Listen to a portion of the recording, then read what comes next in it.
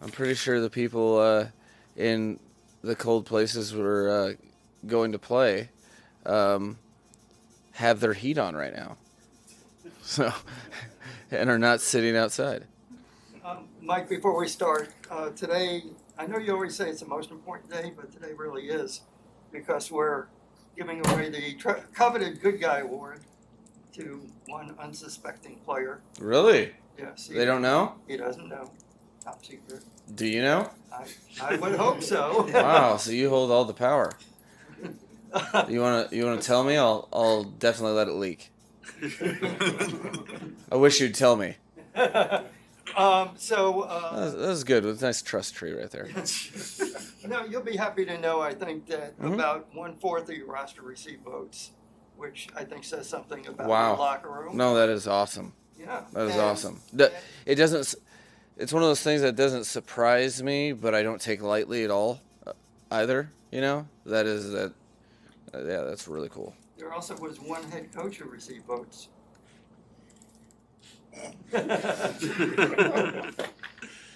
Yeah. But anyway, thanks. That's me. You guys are the best. Yeah. I appreciate it. But thanks to you and your coaches, thanks to Ann and her staff, who thankfully no longer have to guard the door every morning to let us in. Huh. Yeah. And the cafeteria staff and everyone else who takes care of us. Absolutely. Thank you guys. I'd be doing this for free if it wasn't for you guys. You know, you're the bridge between the fan base and you know, the team, and that's an important part, and I try to understand that as best I can. That's why I'm so exhaustively exuberant talking about injuries with Barry. Well, as a change of pace, I won't open. Transition. Thanks for always being so good-natured with us. Yeah, no, that's a fair question. Really, every situation I approach, I know how historically things have gone in the past. I've been fortunate to be on so many different teams that have a lot of different angles to look at things, and you know, I think you have to take the exact situation and at hand. And I think with the Saturday night compounding with some of the best access for rehabilitation and all of those resources, and you know, combining all of that with you know, last year, you know, that whatever month on the road regular season in Buffalo, that game kind of influenced me a little bit too, because that game specifically, there was like 30 to 40%, I can't remember off the top of my head, but I want to say 30 or 40% of the team that hadn't ever played under 50. So it was uncharted territory, and I was, you know, so we spent a good amount of time talking through that, and you know, I think the individuals that had never played in the cold, their response, you know, really put my worries. I can know how they're going to respond, or I can extrapolate how they'll respond to a situation that you know, will be up there in the ranks of the coldest NFL games ever. So you can't really replicate that without being there. So then you have to do, you know, you have to stack your priorities.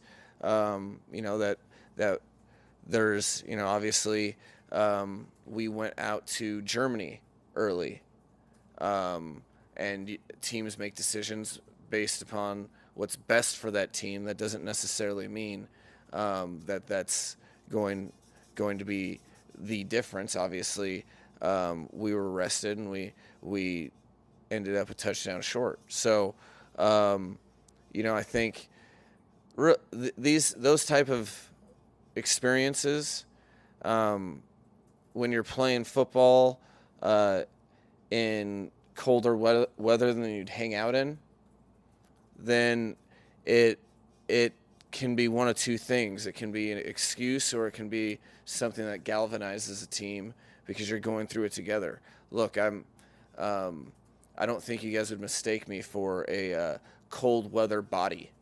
Okay, but I'm really excited to go do that with the team, because it's a mindset thing that you do together, that you have to choose for it to be as minimal of an issue as possible. You already know that it's going to be the coldest game that we've had all year, and might be one of the coldest in history. So, and you can put those in a bucket with all the other things that we don't have, or we haven't done, and that goes in a bucket, and you can decide whether or not you want to just hang out with that bucket all day, or you just want to go and try to put your best foot forward, come together as a team, and chase something special. So that's it will be cold, and the air conditioning gets in that huge space, gets down to 50 or so. I'm not even going to really.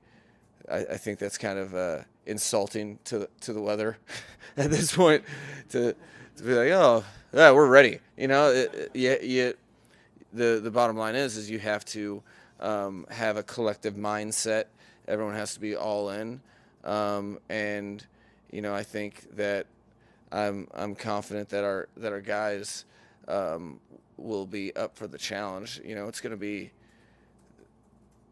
Everyone talks about the bad. It's going to be a primetime game at Arrowhead. Like, I just got goosebumps right now. So that's kind of the way we'll approach it. And regardless, I'll probably have goosebumps in a different way on Saturday. It's erroneous at this point. They installed the defense to the team today. Just kidding. No, these are, there's problem solving left and right in NFL football, and that's a unique challenge. Everyone has that I know everyone has a collective ambition to do something cool. So, the coaches on the defensive side of the ball, and you talk about Vic and Ryan Sloak and Wade Harmon, are up for the challenge to try to get these guys up to speed as fast as possible. We're fortunate that there's overlap in scheme. We're fortunate that fortunate that our personnel department is on top of it the way they are, and we can have guys join the team that I'm not going to have to really. I'm not going to have to inspire to understand what the moment is. Veteran players in this league know how precious each and every playoff game is. They know exactly what you're preparing for. It is football at its finest. You can feel the energy when the team that loses the game, their season is over. There's a different energy in stadiums, and that is as good as it gets. So they'll be preparing diligently. They'll know what that kind of looks like. The relationships on the team with players, already. But then those will grow this week, and we'll see if we can do something cool with a little adversity in that realm. The old eye test. You put guys through a workout, see where they're at. You standardize those workouts over time so that you can have a relative appreciation for what guys are doing. We do those in the off season, do those for guys coming out of school. You do it really year round, so you have a nice kind of perspective on what the drill should look like, and how they're executing them. You have to have, and so that was, you know, that's what we're happy about. It wasn't like we just threw darts at the old dartboard. You have a list that you're prepared for. You keep in contacts. Chris and staff does a great job keeping in contact with agents, and this is not something that just came out of nowhere. There have been discussions, just in terms of where is he at. We're trying to keep our ducks in a row in terms of, you know, you're always preparing. That's what Chris lives by. He's always preparing for the worst. So, you know, it was a quick and expeditious turnaround to get that done. That's to the credit of the personnel department led by Chris. Well, I sometimes I have to take a step back. It surprises me when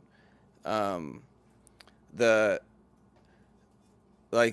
biggest thing with Tua that you guys have all been witnesses of is development and learning. And so to sit here and say whatever is to happen last week or the week before is the end game final result, you're always learning things. That's one thing he's proved extremely adept at. On top of that, I think every situation's different, every game's different. I think you fall into a trap as a player or a coach if you over-categorize in that regard, because you take, what individual play, what was your decision, how did we get to that point? That was the first time we had that rep really all season where we started the half with a lead and had 3 plays in the third quarter. That's a long time to sit in a game that you're super prepared for. That's a learning curve, just like, luckily I can also go back and rely on, what happened, Dallas, or even to start the season against the Chargers. So every game's different. It's a constant development. One thing I do know is, more, as much, if not more than any player I've been around, this guy has, in front of our very eyes, learned, continued to grow, and no situation, regardless of how much weight is on his shoulders or how much noise is out there, he continues to find a way to improve. I would take the last game, since it's the most recent. I would say there were some lessons learned, and that's the point, because if it's going to happen, you better make it worth your while and help propel you in your ultimate direction and goals. So I think he's done a great job since I've been around him at learning, so I wouldn't expect anything else. Well, I can talk about Frank. Should I be Frank? No? Well, it's the cool part, one of the million cool parts about, this profession and what, I get an unbelievable opportunity to do is watching people earn things over time. Similar to my story. Frank has been in the National Football League a long time. And how I first got connected with him was through stories of his relationships with players. So we really connect at the most foundational element of what our profession is, and that's developing, maximizing really serving the NFL football player in their dream, to try to help solidify their goals and help them reach their best selves. So he sees a lot of things very, very similar to myself. He's instrumental here with just my day to day, and then also connecting me to the rest of the football staff and the players. Brings it every day. Doesn't take anything for granted. I'm not surprised, and he's very deserving of the opportunity to interview, and he'll, it's not if, but when, whenever that does come, I know he's going to do an outstanding job because of not any guessing what I see on a day-to-day basis, and so I'm sure there'll be plenty of teams, and he'll do a great job interviewing, and however that works out, I know that he epitomizes for me the NFL not for long. No, I think I think you're seeing a guy that's had control of his own system for an extended period of time, that has never been afraid to be bold. He was blitzing corners when that wasn't necessarily as in vogue back in the early 2000s. But the system is his own, and because of that, within it has answers for pretty much everything, which keeps you off balance. They do a great job teaching it collectively as a coaching staff. You can tell because of the ownership that the players have, the nonverbal communication, and how orchestrated people are. There's a lot of communication. It's an intricate system that you can see. Time has just helped them to the point that they're, a top 5 defense in the National Football League and play like it every week. So I think, I think they do really what they do.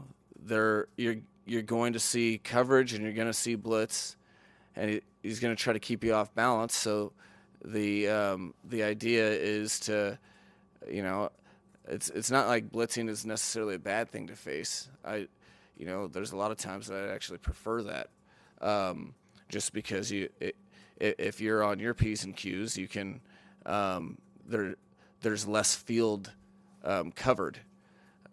However, you have to be on your P's and Q's.